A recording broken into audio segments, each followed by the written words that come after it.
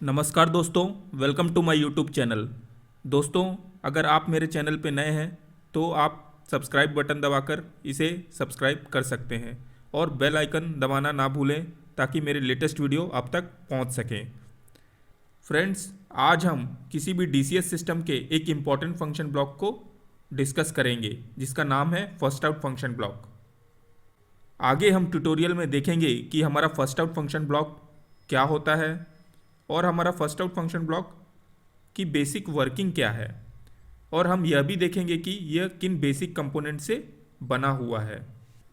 तो friends, video को start करते हैं और देखते हैं कि हमारा फर्स्ट आउट फंक्शन ब्लॉक होता क्या है। जो फर्स्ट आउट ट्रिप ब्लॉक हमें यह बताता है कि सबसे पहले ट्रिप आउटपुट किस फील्ड इनपुट या लॉजिक से जनरेट हुआ है। यह फंक्शन ब्लॉक ऑटोमेटिक ट्रिप या इक्विपमेंट शटडाउन के समय काम आता है, क्योंकि उस समय मल्टीपल रीजंस हो सकते हैं ट्रिप के। यह फंक्शन ब्लॉक क्लियरली आइडेंटिफाई करता है कि उस ट्रिप या शटडाउन का रूट कॉज क्या है। हमें बहुत बार यह पता नहीं चलता और हम कंफ्यूज रहते हैं between cause of trip and effect of trip.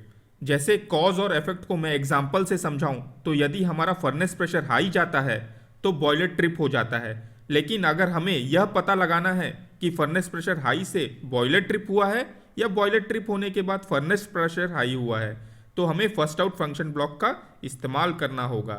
इससे यह होगा कि जो भी हमारा पहला इनपुट ट्रू होगा उसे यह ब्लॉक सील इन कर देगा और रेस्ट इनपुट्स को सील आउट कर देगा। फ्रेंड्स, आगे बढ़ते हैं और बात करते हैं कि फर्स्ट आउट फंक्शन ब्लॉक की बेसिक वर्किंग की, और यह भी देखते हैं कि यह किन बेसिक एटॉमिक ब्लॉक से बना हुआ है। फ्रेंड्स, जैसे कि आप इस पिक्चर में देख रहे हैं कि हमारा जो फर्स्ट आउट फंक्शन ब्लॉक है वो किन बेसिक एटॉमिक ब्लॉक से बना हुआ है। यहाँ पे जो फर्स्ट आउट फंक्शन ब्लॉक्स के जो बेसिक एटॉमिक ब्लॉक्स हैं वो हैं AND gate, set reset flip flop AND और गेट। मैंने यहाँ पे इसे 4 इनपुट के लिए बनाया है। आप इसे कस्टमाइज करके इनपुट्स बढ़ा सकते हैं और आप इसे कस्टमाइज करके यह भी दिखा सकते हैं कि आपका ट्रिप आउटपुट किस टाइम पे जनरेट हुआ है और आपका ट्रिप आउटपुट कितनी बार जनरेट हुआ है। मैक्स डीएनए में जो हम first out function block use करते हैं वो कस्टमाइज्ड फंक्शन ब्लॉक है।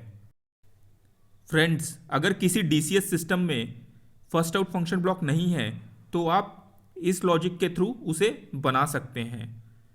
जैसे कि अगर आपको 4 इनपुट का फर्स्ट आउट फंक्शन ब्लॉक बनाना है तो आपको उसके लिए 4 एंड गेट लेने पड़ेंगे, 4 सेट रीसेट फ्लिप फ्लॉप लेने पड़ेंगे और एक और गेट लेना पड़ेगा।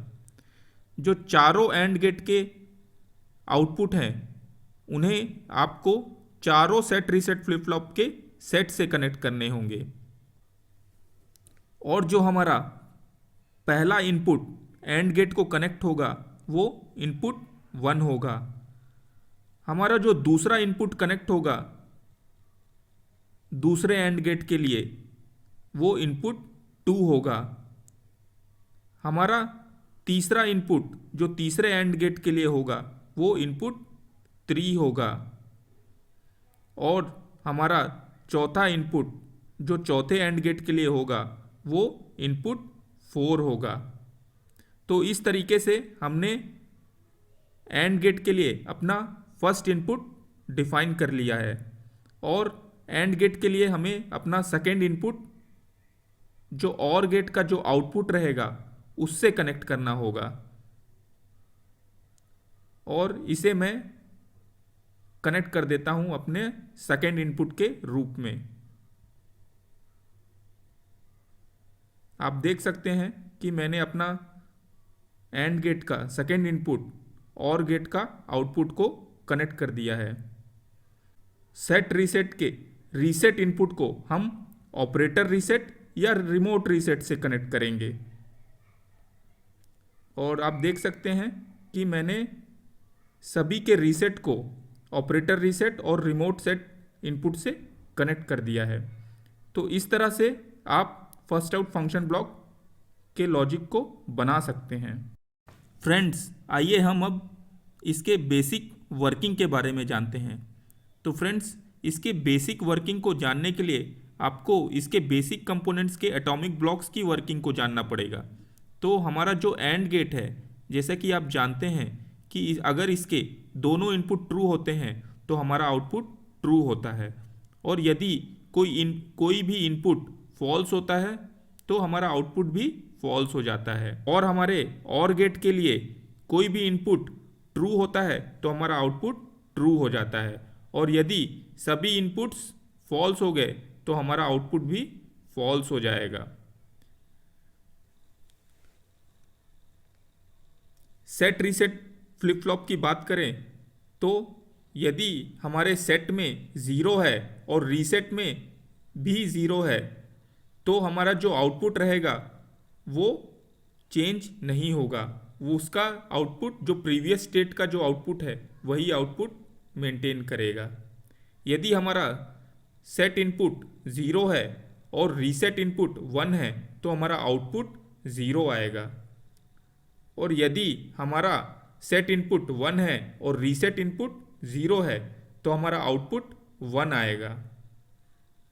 यदि हमारा सेट इनपुट 1 है और रीसेट इनपुट भी 1 है तो हमारा आउटपुट डिपेंड करता है कि आपने सेट रीसेट कौन सा इस्तेमाल किया है। जनरली 2 टाइप के सेट रीसेट ब्लॉक होते हैं, set dominant and reset dominant.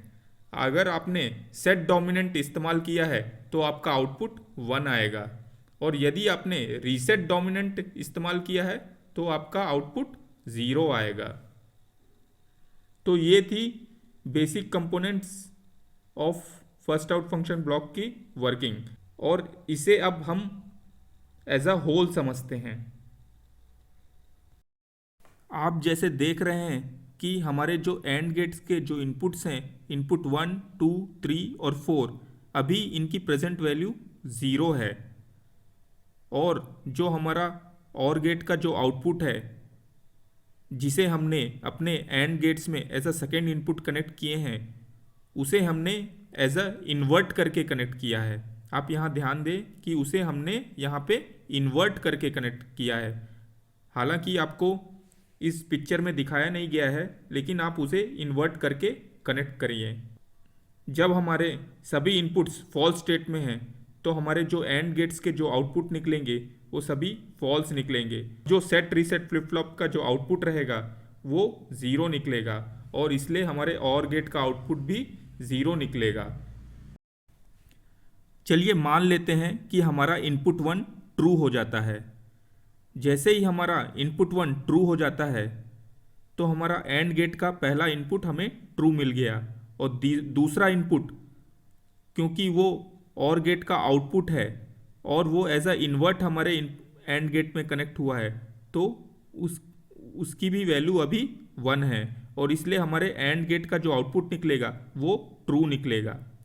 जब यह ट्रू इनपुट हमारे सेट रीसेट फ्लिप फ्लॉप के सेट में जाएगा तो वो अपना आउटपुट ट्रू निकालेगा, और जब यह ट्रू आउटपुट हमारे और के इनपुट में जाके कनेक्ट होगा तो हमारा और का आउटपुट भी ट्रू निकलेगा।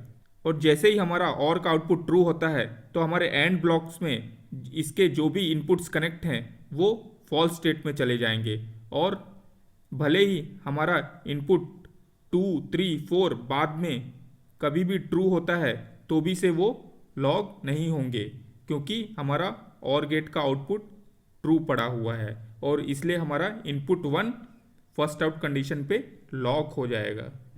तो फ्रेंड्स, यहीं पे हमारे फर्स्ट आउट फंक्शन ब्लॉक की वर्किंग कंप्लीट होती है। आइए देखते हैं कि हमारे मैक्स डीएनए सिस्टम में जो हमारा फर्स्ट आउट फंक्शन ब्लॉक है वो किस तरीके से कस्टमाइज किया गया है और उसके क्या क्या एट्रीब्यूट्स हैं। मैक्स डीएनए सिस्टम में जो हमारा मैक्स डीएनए का फर्स्ट आउट ब्लॉक होता है वो 16 इनपुट्स को एक्सेप्ट कर सकता है, और इसी फर्स्ट आउट ब्लॉक से आप उन इनपुट्स को इन्वर्ट भी कर सकते हो, और इसके इन टेक्स्ट पैरामीटर से आप इसके ईच इनपुट को डिस्क्रिप्शन प्रोवाइड कर सकते हो ताकि वो किस कंडीशन और स्टेट को रिप्रेजेंट कर रहे हैं ये आपको पता लग सके। इस फर्स्ट आउट फंक्शन ब्लॉक से आप 5 most recent trips and trip times को भी लॉग कर सकते हो। आप यहां देख सकते हैं कि इसमें क्लियर मेमोरी और फ्रीज दो एट्रीब्यूट और डिफाइंड है। क्लियर मेमोरी से आप जो 5 मोस्ट रीसेंट ट्रिप्स और ट्रिप टाइम्स है उनको आप क्लियर कर सकते हो, और यदि फ्रीज इनपुट आपका ट्रू होता है तो आपका फर्स्ट आउट का आउटपुट फ्रीज हो जाता है। आप देख सकते हो कि फर्स्ट आउट के दो आउटपुट एट्रीब्यूट है, फर्स्ट आउट और ट्रिप। फर्स्ट आउट हमारा हेक्साडेसिमल वैल्यू है। यदि हमारा फिफ्थ इनपुट ट्रू होता है तो फर्स्ट आउट की जो हेक्साडेसिमल की जो वैल्यू निकलेगी आप देखेंगे कि उसकी वैल्यू होगी 2⁵ और जो हमारा ट्रिप आउटपुट है वो बुलियन वैल्यू है।